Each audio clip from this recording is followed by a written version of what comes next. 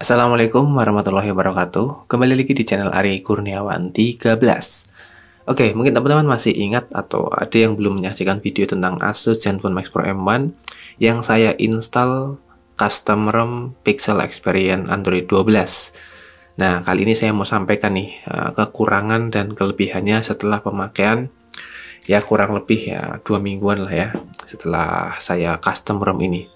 Yang pertama nih, yang saya mau highlight ya, buat teman-teman yang pengen coba custom ROM Android 12 Pixel Experience, saya sarankan kalian memiliki HP yang varian RAM 6GB.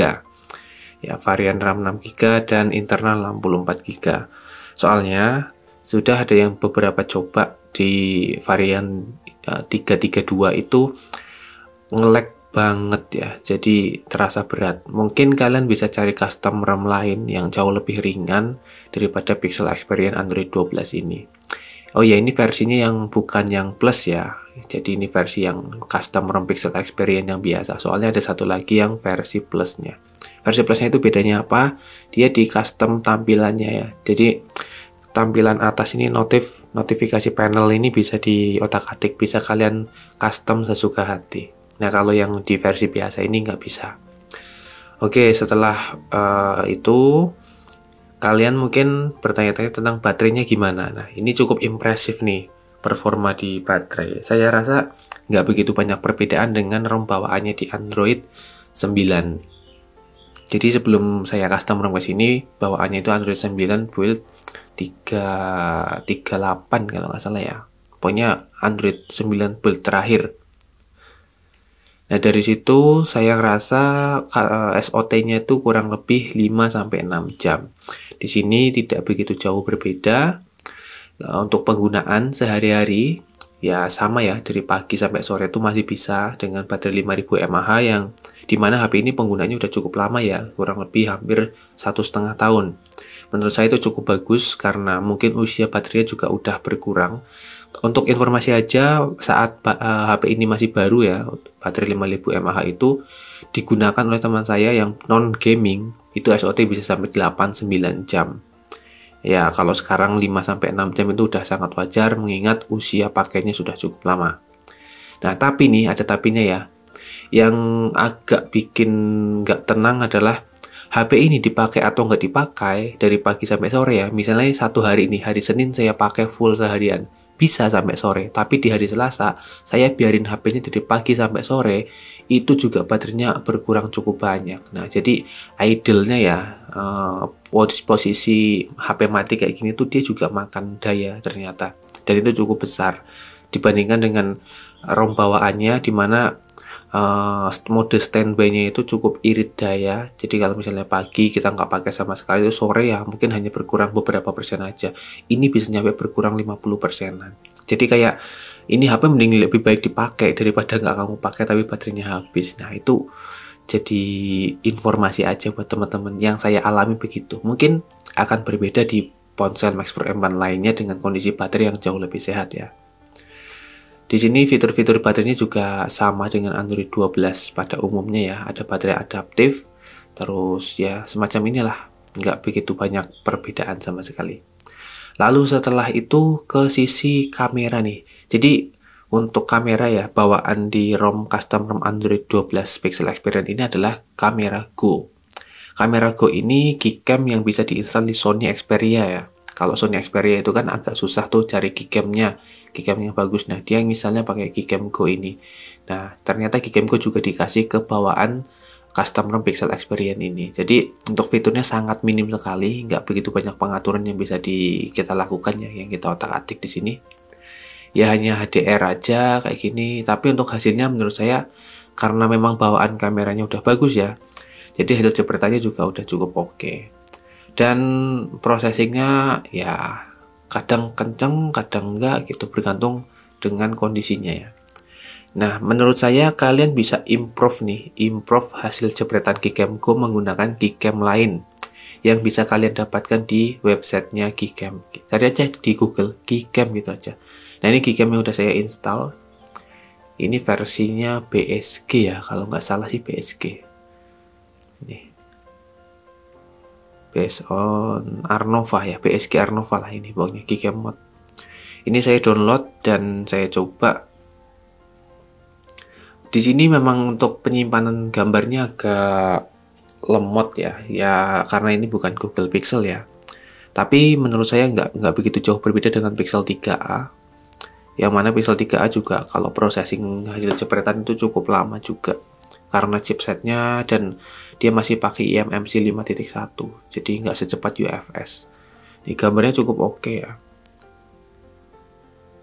Dan hasil mode malamnya ini untuk Gcam menurut saya juga cakep sih, nggak seperti kamera bawaannya lah intinya. Jadi boosted banget lah di Gcam ini. Menurut saya bisa menggali potensi maksimal dari Gcam atau kamera yang ini kan 16 megapiksel nih, berbeda dengan yang varian 332 ataupun 464. Jadi ini cukup besar dan gambarnya menurut saya lebih detail karena megapikselnya lebih besar. Ketika di zoom itu tidak terlalu pecah. Nah, jadi untuk Gcam oke-oke aja, dan untuk videonya bisa Full HD 60 fps, kalau 4K-nya nggak bisa. Nah, jadi ini ya fitur-fiturnya. Saya udah rekam dan 60 fps-nya ini ya antara iya atau enggak gitu ya. Untuk stabilisasinya di sini juga tersedia nih, bisa diaktifin aja. Tapi kayaknya ini Ace ya. Jadi agak ngezoom aja dia. Ini coba kita videonya. Nah, stabil memang, tapi kompensasinya lebih ngezoom ya, kalian tinggal ambil angle yang cukup aja. Kalau 30 fps nih lebih stabil daripada tanpa mengaktifkan stabilizer. Oke, untuk Gcam atau Google kameranya nggak masalah, kalian bisa install Gcam apapun ya. Yang penting kalian eksperimen aja, kadang ada yang cocok, kadang ada enggak, tapi lebih banyak yang cocok sih di HP ini. Karena kamera tuh API-nya tuh di custom ROM Pixel Experience Android 12 ini sudah aktif, jadi nggak perlu repot lagi enable via PC ya. Kalian cukup install aja, terserah. Ini juga bisa kalian pakai manual kamera. Ini saya kemarin dapat di Play Store tuh pas lagi free ya, lagi gratis. Saya coba install di sini, berfungsi dengan baik. Misalnya kalian mau manual fokus ya di videonya kayak gini, itu bisa. Nah, tapi ya nggak sebagus di kamera Sony Xperia ya, yang memang ada fitur manual fokus. Tapi untuk video kayaknya di Sony Xperia nggak bisa ya manual fokus. Yang bisa tuh di HP Lumia tuh. HP Lumia 1020 tuh bagus banget buat manual fokusan saat video, biar lebih sinematik aja. Tapi bisa nih kalian otak-atik manual kameranya di sini, fiturnya banyak. Kalian bisa otak-atik shutter, terus beberapa mode ya di sini ada, bisa kalian otak-atik untuk mendapatkan hasil maksimal. Oke, setelah kamera mungkin yang ditanyakan juga adalah performa. Saya nggak bilang kekurangan ataupun kelebihan di sini ya, tapi real yang dialami gimana. Untuk performa nih, saya cuma nyoba di game Mobile Legends. Untuk game lain kayaknya ya nggak jauh berbeda dengan performa Snapdragon 636 ya yang ada di HP-HP lain.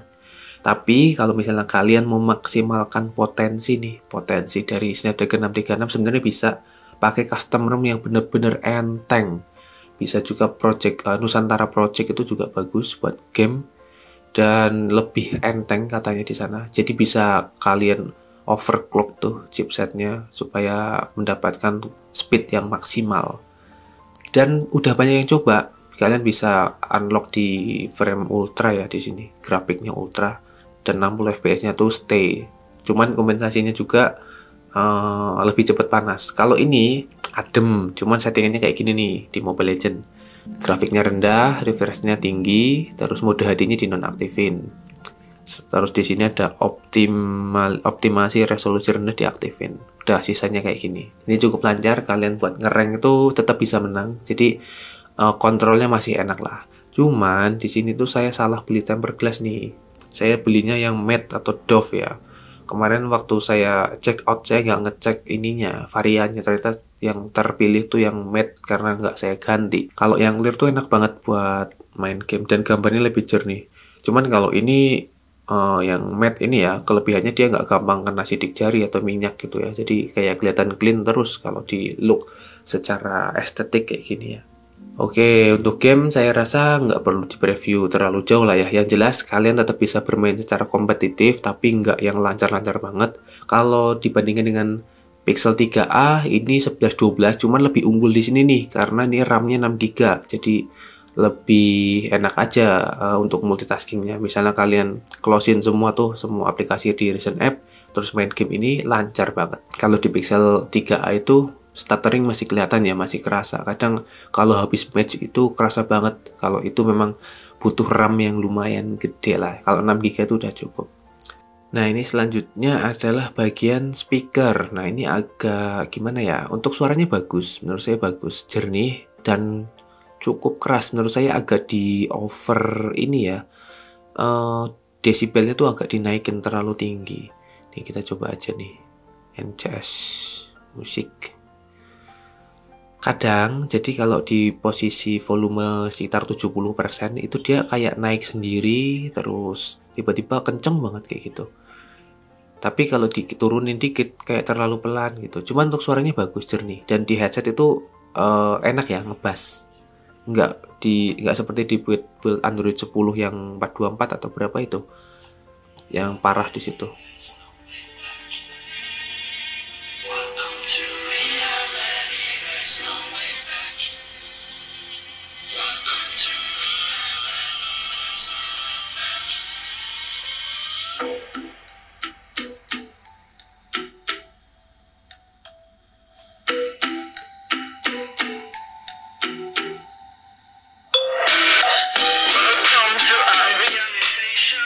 Oke, kencang banget ya.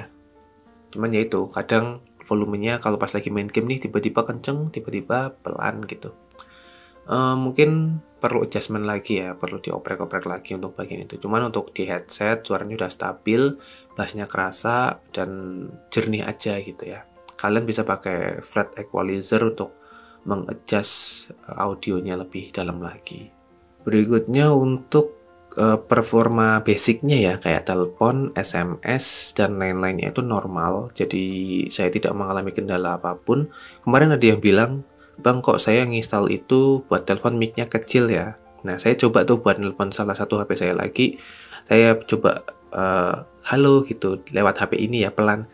Dan suaranya masih terdengar jelas di sana. Nah, mungkin itu kondisi-kondisi tertentu ya, yang kadang setiap HP-nya sama nih, setiap install custom ROM tuh kadang hasilnya beda-beda. Nah, itu yang nggak bisa saya jadi patokan itu. Jadi teman-teman mungkin untuk informasi umum aja ya, HP ini diinstal custom ROM Pixel Experience Android 12 berjalan dengan standar aja, cukup lancar, cukup lah seperti ROM Android 9 yang menurut saya Android 9-nya itu kemarin performanya ada kekurangan, yaitu di fingerprint. Nggak tahu nih, jadi si pemilik HP ini sebelumnya itu sempat kesel karena tiba-tiba fingerprintnya tuh hilang. Hilangnya tuh gini, di pengaturan kan ada nih pengaturan fingerprint yang didaftarkan ya, sidik jarinya gitu. Nah, di sini kan ada sidik jari nih yang didaftarkan ya. Ada satu. Nah, setiap beberapa kali ya, mungkin seminggu sekali tuh hilang sendiri. Jadi teman saya harus mendaftarkan lagi fingerprintnya. Jadi harus bikin lagi gitu, ngetap lagi di sini, pendaftarin jarinya. Nah, di Android 12 ini performa fingerprintnya menurut saya cukup bagus lah. Nggak lancar banget, cuman kemungkinan gagalnya tuh presentasinya lebih sedikit. Kalau bisa dinilai dari 1 sampai 10, saya bisa bilang ini 7 ya. Dapat poin 7 lah. Cuman ada kekurangan nih. Nah, kalau kalian udah buka kunci layar seperti ini, udah nyalain layar, itu fingerprintnya agak susah. Jadi dia akan lebih banyak berhasilnya kalau kondisi layar mati, terus kalian buka pakai fingerprint. Nah, itu jauh lebih oke. Nah, ini menurut saya yang jadi hal surprise ya, karena saya udah waktu beli HP ini udah paling fingerprintnya udah mulai rusak nih, karena pemakaian udah 1,5 tahun lebih. Tapi setelah di customer ini ternyata performa maksimalnya masih bisa didapat.